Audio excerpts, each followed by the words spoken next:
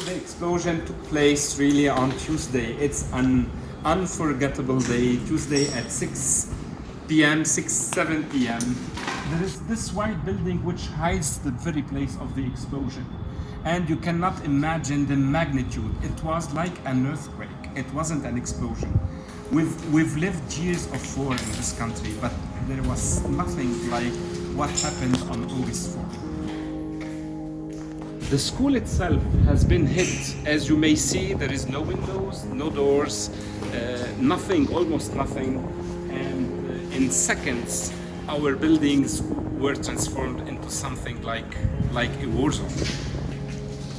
Saint Grégoire has been hit, and the community was really shaken because we lost too many alumni, students, parents, and we have hundreds of injured people actually in the community.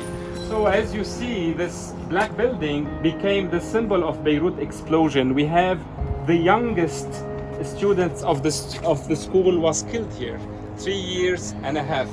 Alexandra Najjar was killed in this building, if I understood well, but almost all the people of this building were killed or injured. It was a major disaster because it's just in front of the seaport. And this is Saint Grégoire. We are in the midst of Saint Grégoire. It's constituted of 4 buildings, and here, right here, it's the center.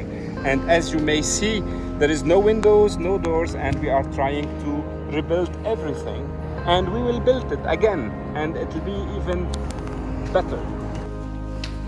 It was really heart-touching to see the school in such a situation. My first reaction was to call a sworn expert in order to assess the damages, because it's very hard to tell what had gone in the schools. He gave us the final report, and at present we need like $825,000 in order to have the school back, which is a huge number for us. It's a lot of money. It's the budget of 1 year for a school like Saint Grégoire.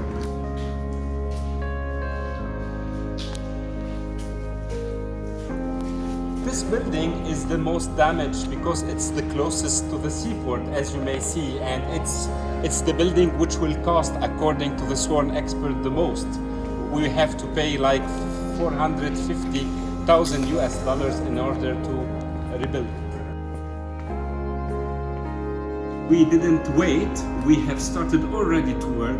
Schools, professors, students, employees, myself, Jesuits all, we came here and we started cleaning. And in 2 days and a half, we cleaned really 4 buildings, and it was a major movement of solidarity, and people really were very happy to help, and they were very dedicated to their school.